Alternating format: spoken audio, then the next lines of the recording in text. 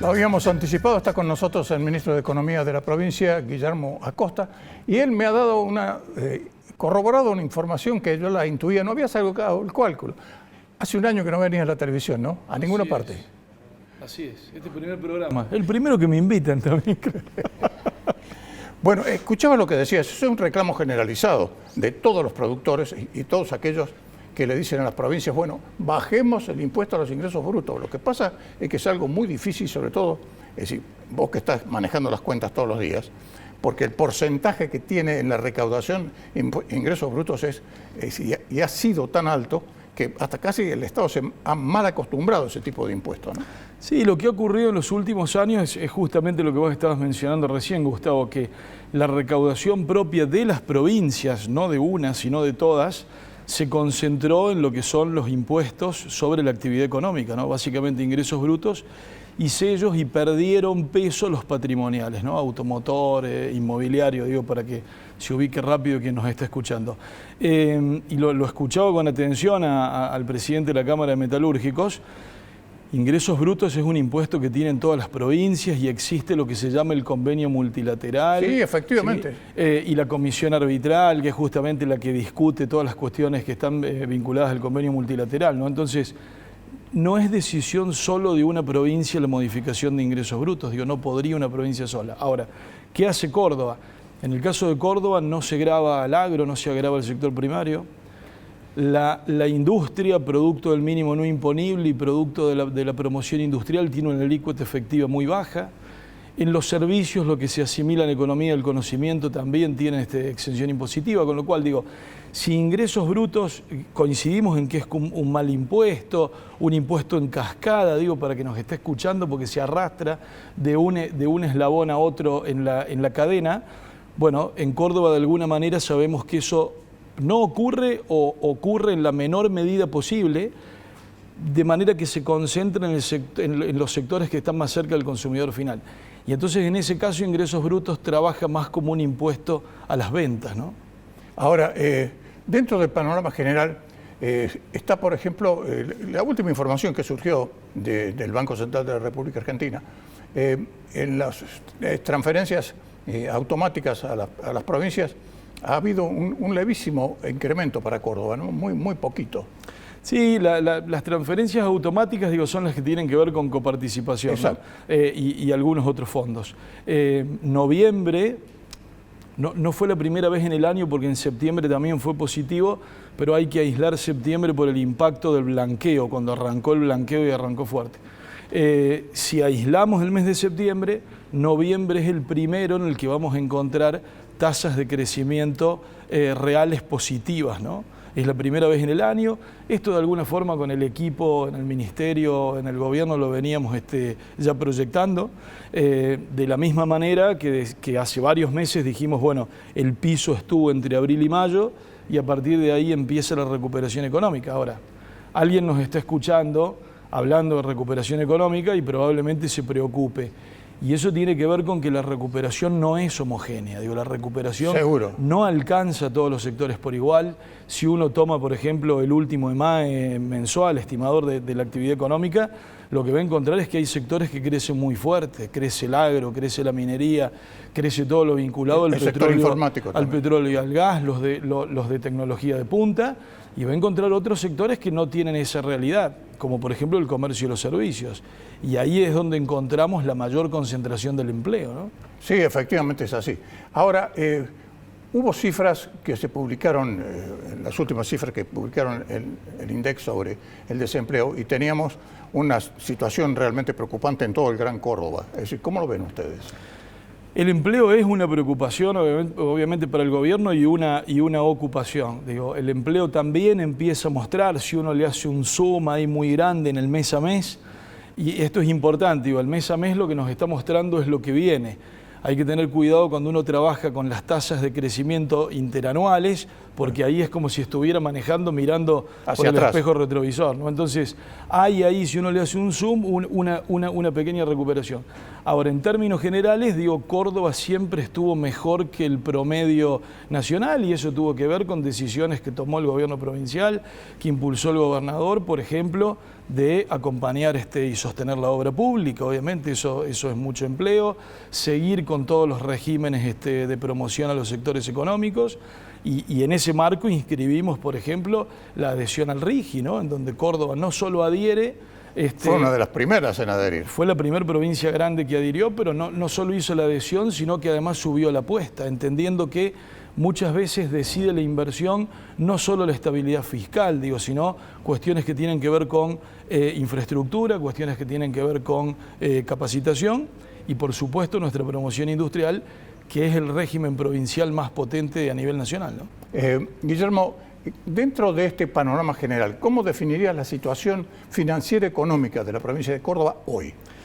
Córdoba termina el año, creo que con las mejores 4 variables que podemos presentar. Hay superávit operativo, superávit corriente, hay superávit financiero, hay una fuerte apuesta por la inversión. En un año como este, ¿no? Un año de contracción de la actividad económica del 3,5%, un año en donde hubo una presión creciente sobre los servicios de salud y de educación provinciales. La provincia, insisto, sostuvo la obra pública, sostiene ratios de inversión muy parecidos a los del año pasado, que es algo que distingue a Córdoba, siempre la pone entre los primeros lugares a nivel nacional, y además le agregamos una cuarta buena variable, que es que terminamos el año con una reducción del stock de deuda, ¿no? O sea que superávit operativo, superávit financiero, inversiones muy altas y además reducción del stock de deuda. Ahora, el presupuesto para el año próximo, que fue aprobado por primera vez, tuvieron un consenso general porque ustedes le han dado un poquito de platita a los intendentes, sobre todo, ¿no? Y sobre todo que muchos de los que están representados en la legislatura hoy han tenido cargos ejecutivos en comunas y en intendencias, de manera que conocen muy bien cuál es el funcionamiento del interior de la provincia. Ahora, esas previsiones que se hacen para continuar con la inversión, es decir, ¿ustedes piensan que este 25 no van a tener problemas en la recaudación? Bueno, a ver, primero hablar de presupuesto, sí, tuvimos la primera lectura, lo acompañó una cantidad importante de votos, tiene que ver con la obra y tiene que ver con una, nuevamente, fuerte apuesta a la obra pública, que se distribuye de manera federal por toda la provincia y eso hace justamente que en la legislatura se haya acompañado, entre otras cosas, el presupuesto, ¿no? Un presupuesto que es equilibrado, que insisto, que cuida la inversión, que tiene una fuerte apuesta por educación, por salud, por seguridad. Es un conjunto de elementos, entiendo yo, que es el que ha llevado a este fuerte apoyo que ha tenido la primera lectura en la legislatura, ¿no? Eso creo que es clave. Sí, evidentemente es así. Ahora, hay un agujero negro desde hace, no es la gestión tuya, desde hace muchos años, que es la caja de jubilaciones. Y hay una deuda importante de la nación que no se cumple. Y sabemos que vos vas de manera permanente a la capital federal, sabemos que tenés buen vínculo con Toto Caputo. Estuvieron conversando cuando vino Caputo acá, pero resulta que la canilla no se abre, ¿no? No, la caja es uno de los problemas, diría yo, más importantes que tienen las cuentas públicas provinciales. El gobierno nacional no cumplía con el acuerdo, enviando montos que estaban muy lejos del valor actualizado que correspondía, y directamente desde el arranque de este año los envíos pasaron a ser cero, es decir, no están siendo enviados ni siquiera desactualizados, ¿no?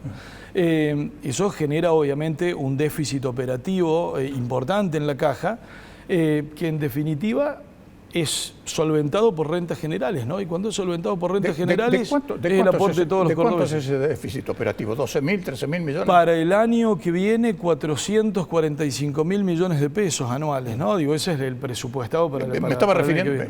Es mucha plata. Me estaba refiriendo a pérdidas mensuales al déficit. Sí, ¿no? Sí. Este número es anual, pero para el que nos está escuchando, nos está viendo, 435.000 millones es un montón. Es un número muy importante, la provincia cumple obviamente con esas obligaciones, los jubilados cobran su jubilación, hay distintos sectores que hacen aportes, obviamente, para que esto se pueda sostener. Claro, ahora hay muchos que es decir, en distintos lugares critican de que las jubilaciones de Córdoba son, en comparación con las nacionales y en comparación con las que se pagan en otras provincias, son jubilaciones de privilegio, pero yo creo que, en definitiva, menos de lo que le pagan no le pueden pagar a los jubilados. Bueno, con respecto a la caja provincial y lo que se discute con Nación, es un esquema en donde los envíos que hace la Nación es reconocer que nuestros jubilados forman parte de su esquema, ¿no? Y ese es el acuerdo que no se respeta. Después las jubilaciones provinciales son más elevadas que las nacionales, pero también hay un tema de aportes que es distinto y que da origen a que las jubilaciones puedan ser diferenciales también. Claro, tienen las aguas calmas con el sindicato, ¿no? Ya firmaron y por lo menos por unos meses tienen tranquilidad, ¿no? Sí, diría que se llegó a un acuerdo que le sirve a ambas partes. Digo, la provincia los que discute son acuerdos que sean pagables, son acuerdos que se puedan cumplir, y uno encuentra en las organizaciones del trabajo vinculadas a la provincia que interpretan la situación, que entienden que la economía, más allá de que se espera una reactivación, esté en un momento complejo y que más allá de las proyecciones, bueno, siempre hay dudas con respecto al escenario futuro, ¿no? Así que se alcanzan buenos acuerdos, digo, para ambas partes que se pueden sostener en el tiempo. Ahora, se da una situación muy particular aquí en Córdoba porque al frente de los ejecutivos está un dúo que ya trabajó juntos. Me estoy refiriendo a Yayora y Pasarini. Hay favoritismo para Pasarini por parte de envío de fondos, me estoy refiriendo a la Municipalidad de Córdoba, porque en la anterior gestión de Schiaretti yo me acuerdo que hubo muchas obras municipales que fueron hechas precisamente con envíos que hacía Schiaretti, ¿no? No hay ningún tipo de favoritismo. Digo, tenemos un gobernador que apoya a todos los intendentes por igual, un gobernador que además fue intendente de dos ciudades distintas, con realidades distintas, que entiende que el municipalismo es parte de la solución porque está más cerca de los problemas. Favoritismo no hay ninguno. Y con respecto a lo que comentabas, digo, fui secretario de Economía de la Municipalidad de Córdoba. Sí, por eso pasaste ahora a y la provincia. Y hubo acuerdos para realizar obras, pero esos acuerdos que tenían con realizar obras de manera conjunta tenían que ver con que muchas veces había cosas que excedían, digamos, el plano netamente local, ¿no? Para eso hoy eran obras imprescindibles para Córdoba, que sigue necesitando muchas más. Sin dudas, muchas tuvieron que ver con cuestiones de agua y saneamiento, desagües y ese tipo de cuestiones en donde la ciudad realmente estaba muy atrasada. Bueno, ¿cómo anda el acueducto desde Paraná a Córdoba? Bueno, eso es interesante. A mí me gusta siempre hablar de ese tema. Es una inversión muy grande. Muy grande, tiene que ver con el mediano y con el largo plazo, pero hay que tenerlo a esto presente y es una obra que va a ser central. Alguna vez que se piense en el largo plazo, es muy importante. Totalmente. Hay un acuerdo con la provincia de Santa Fe para ir desde el río Paraná hasta San Francisco. Esa es la primera etapa. La primera etapa tiene 8 tramos. Y se está trabajando hoy en el primero, que es la toma de agua en Coronda, sobre el Paraná. Eso se hace con una financiación del gobierno kuwaití, y la novedad es que hace unos días firmamos con el gobierno de Arabia Saudita un crédito para otros 2 tramos, es decir, el segundo y el tercero de los 8, ¿no? Así que viene a buen ritmo. Apostamos a que con los distintos fondos soberanos de los países del Golfo se pueda concretar toda esta primera etapa para llegar a San Francisco. Son créditos muy convenientes, son créditos a 20 años con 5 de gracia, con una tasa de interés muy baja, y después detrás de una obra que obviamente va a tener una tasa de retorno social, digo, muy interesante, ¿no? Sí, y sobre todo si pensamos en San Francisco, zonas donde, es decir, otras fuentes no hay. Y lo mismo, es decir, ese acueducto tiene derivaciones hacia el norte también, donde bueno, ahora exacto. tenemos buenas lluvias, ¿no? Pero normalmente hay que tener una certeza. Sí. Es el desarrollo futuro de acá, porque eso va a estar listo en unos 15 años, calculo. Hay que calcularle más o menos. Bueno, esperamos que menos. Digo, los términos iniciales que se hablaron. Es que sea en menor tiempo, y ya llegando a San Francisco, como bien decía, se puede inyectar agua hacia el norte y hacia el centro-sur, ¿no? Y también cambiar toda una dinámica del agua, ¿no? Hoy San Francisco y hasta Morteros reciben agua de Villa María, del acuífero del río Tercero. Bueno, esto le va a cambiar todo el sentido. Sí, totalmente. Para el que conoce, de Villa María a San Francisco a Morteros son muchos kilómetros, ¿no? Bueno, podría estar con vos todo el programa, pero lamentablemente tengo otros invitados que nos están esperando. Pero te agradezco que hayas venido por primera vez a la televisión durante todo el año 2024. Así es, muchas gracias, Gustavo. No, gracias a vos, Guillermo.